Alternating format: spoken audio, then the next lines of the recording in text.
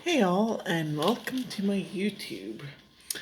Today is Friday, March 5th, 2021, day 5 of 16, the Gospel of Mark. So, it's the Gospel of Mark, chapter 5, verses 1 through 43. Make sure to check out my other YouTube videos and my playlists. I have lots of music videos, and I have other videos as well. I have some videos with the Gospel of Luke and other scripture passages, so enjoy. And thanks for watching and for liking, subscribing, sharing, and commenting, and all the rest. Okay, chapter 5. The healing of the Gerasene demonic. They came to the other side of the sea, to the territory of the Gerasenes. When he got out of the boat, at once a man from the tombs who had an unclean spirit met him. The man had been dwelling among the tombs, and no one could restrain him any longer, even with a chain. In fact, he had frequently been bound with shackles and chains, but the chains had been pulled apart by him and the shackles smashed, and no one was strong enough to subdue him. Night and day among the tombs and on the hillsides, he was always crying out and bruising himself with stones. Catching sight of Jesus from a distance, he ran up and prostrated himself before him, crying out in a loud voice, "What have you to do with me, Jesus, Son of the Most High God? I adjure you by God, do not torment me." He had been saying to him, "Unclean spirit, come out of this man." He asked him, "What is your name?" He replied, "Legion is my name. There are many of us." And he pleaded earnestly with him not to drive them away from that territory.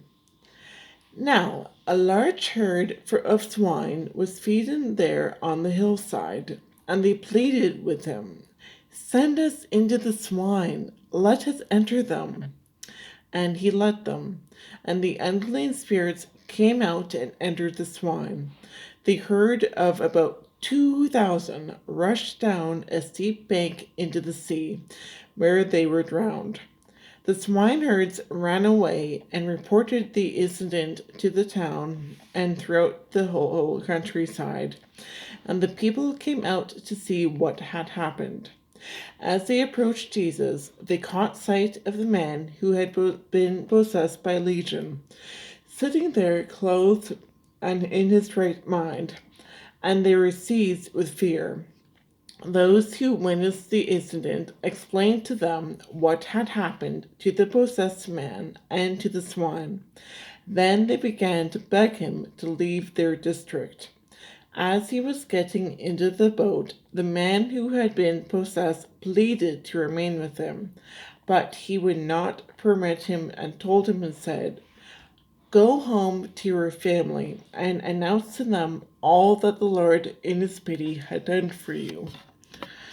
Then the man went off and began to proclaim in the Decapolis what Jesus had done for him, and all were amazed. Jairus' daughter and the woman with the hemorrhage.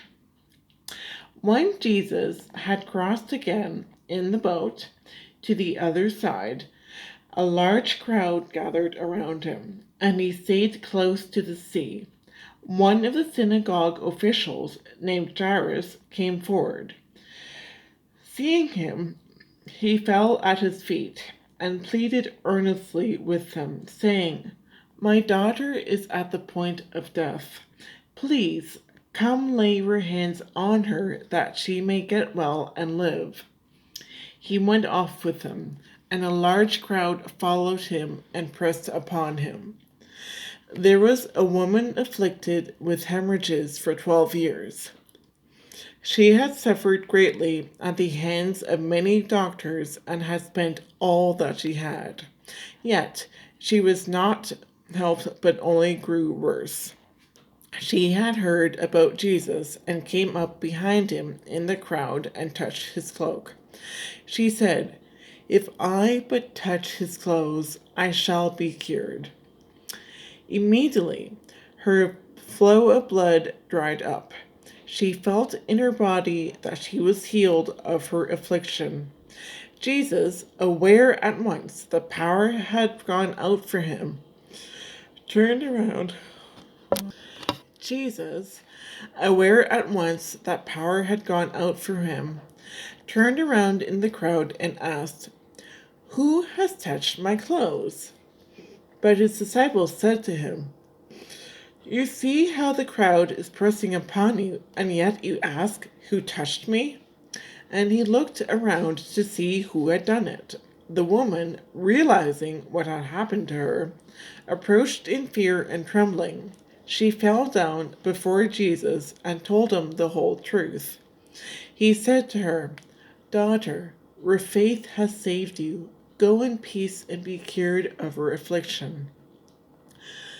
While he was still speaking, people from the synagogue official's house arrived and said, "Your daughter has died. Why trouble the teacher any longer?" Disregarding the message that was reported, Jesus said to the synagogue official, "Do not be afraid. Just have faith." He did not allow anyone to accompany him inside except Peter, James, and John, the brother of James. When they arrived at the house of the synagogue official, he caught sight of a commotion, people weeping and wailing loudly. So he went in and said to them, "Why this commotion and weeping?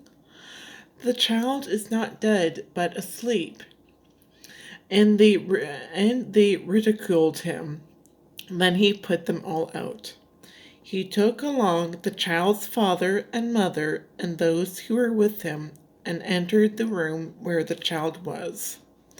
He took the child by the hand and said to her, "Talitha cum," which means, "Little girl, I say to you, arise." The girl, a child of 12, arose immediately and walked around. At that, they were utterly astounded. He gave strict orders that no one should know this and said that she should be given something to eat.